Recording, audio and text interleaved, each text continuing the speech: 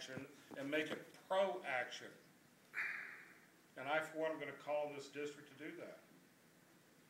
And as your superintendent, I'm going to try very, very hard not to get sucked up into the vortex of trying to fight the unnecessary battles and instead go into the tsunami of change of education that means something for our kids.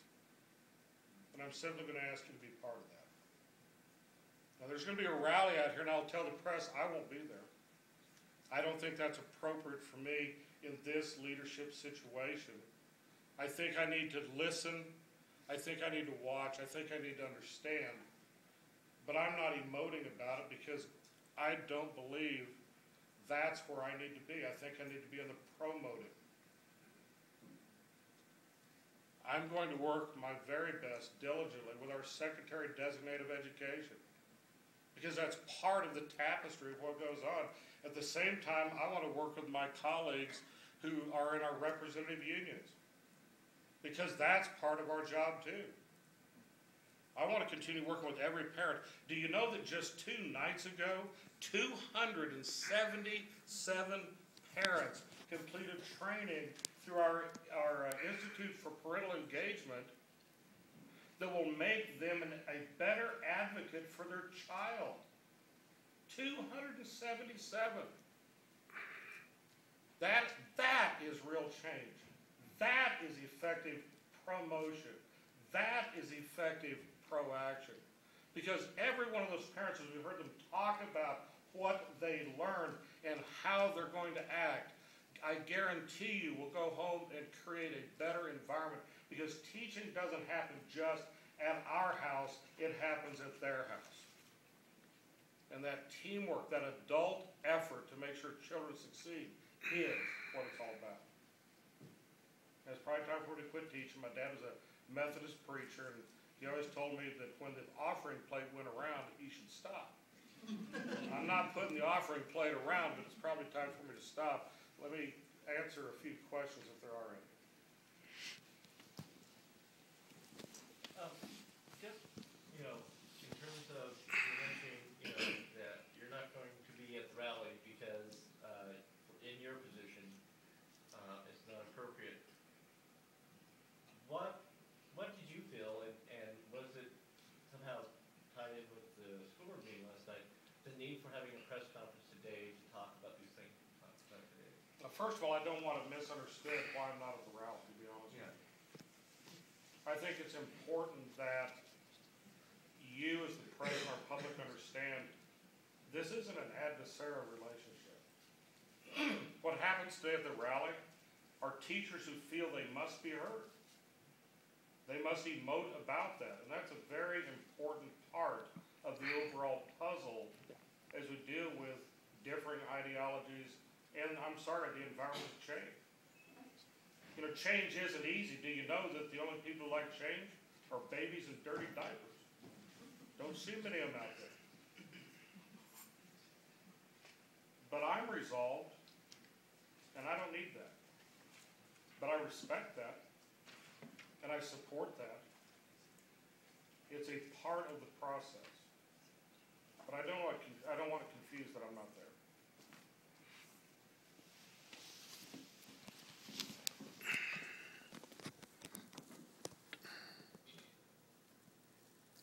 Yes. The other thing, really quick too, is how community, and from the people that said tonight, because when we got there, when we talked to the teachers out there, they're going to be talking a lot about this evaluation system. You bet. How gelled is it on your end in terms of what you're going to have to do with the evaluation system? So I'm going to spend a minute and show you this chart. I know you as the press received it. This is the newest rendition of what the teacher evaluation system under New Mexico Teach looks like. I will make one comment. I've gone through lots of change, as I said, during my career. We're going very, very rapidly into this change. I caution us about that. Speed sometimes doesn't have as much productivity as careful staging. I'm not saying this isn't well thought out, and I'm not even saying it's not carefully staged. I think we need to be cautious about our speed. As an example, my principals have all gone through a tremendous amount of training as far as the classroom observation tool that we're using. And as I talk with them individually, and I have talked to all of them in the last 2 weeks, all of them, they tell me they are prepared to go do that. Better prepared maybe than they've ever been to use a classroom observation tool. And in fact, what they describe when they go in the classroom as far as their expectations or what they call their look-fors are very consistent between them. That's good news for all of us. Now we have to make sure they're the right ones. And I think they are. As I said, I think this system is quite exquisite. It has a lot of good research behind it. And so I think for once in a long time, as we go into classrooms, we know what we're looking for. And I also think we understand how to have that conversation with our teaching staff about what we see and what they expect to see. Our challenge is them understanding the system, because they haven't been trained. And I think it's probably incumbent upon us at the district to do that work. And that struggles, because until you understand things, it's hard to feel good about them. But as we get into conversations, I know that our heart is in the right place and our efforts in the right place. Now there's a rest of this that really is the story, and most of this is about how much do you put on testing as far as the teacher evaluative part of this. And in this model, half of it is around some very specific testing. And that really seems, as I listen to the teachers I've talked to be the greater debate. And we're in a kind of interesting place. We're going through a change in our teaching standards. Oh, by the way, I've gone through 7 evaluation systems. I think I've gone through a half a dozen teaching standards systems also.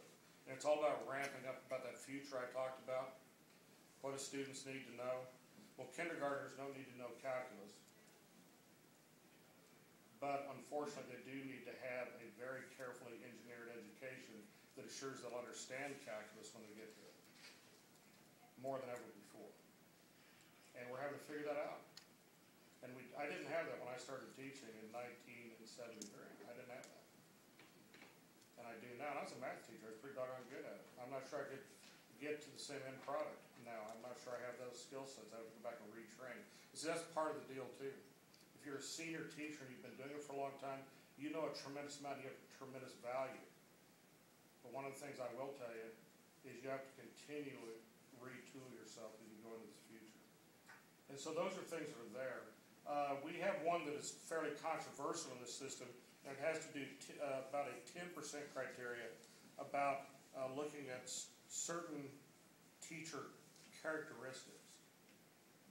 Let me give you a short script on that. We initially submitted multiple measures, 8 of them, for the state to look at for that 10%. The state indicated to us as too many. So we ended up cooking it down to one that we thought was a fairly easy cardinal rule. Because here's something I know.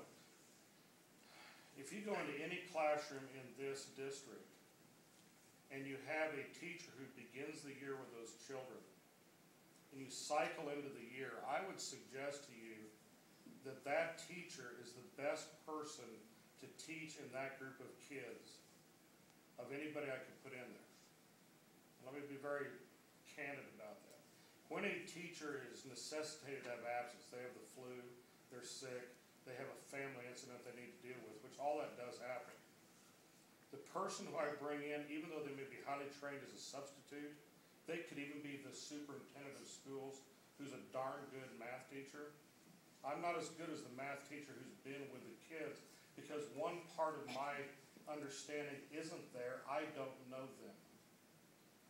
And so my ability to meet their individual needs isn't going to be able to be presented as effectively as the person who has lived the year with them.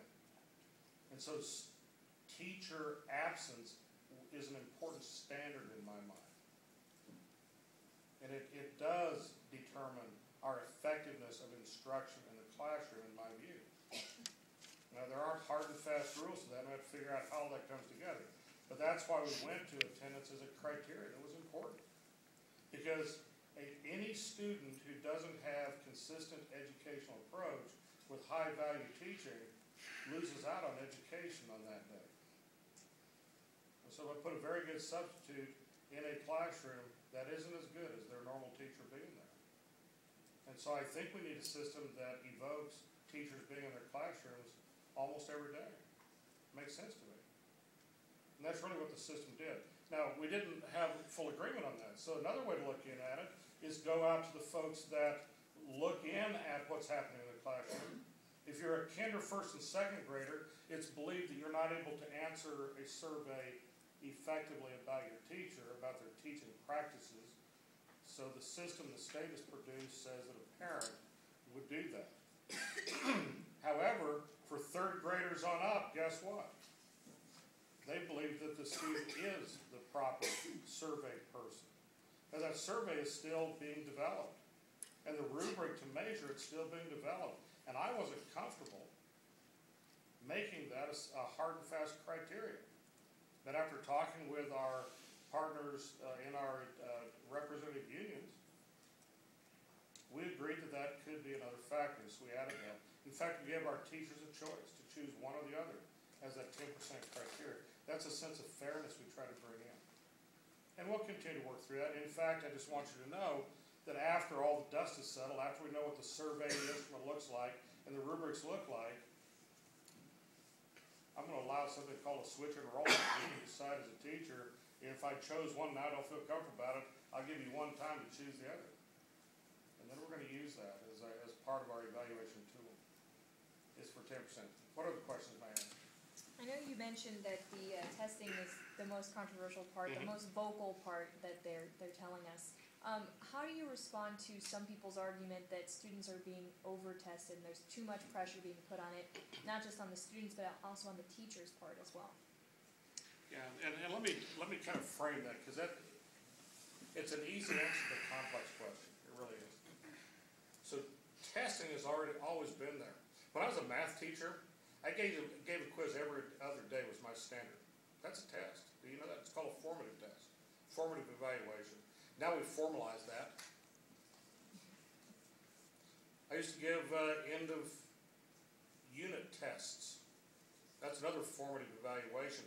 Then I gave finals, term we use of art and education. That's called a summative evaluation.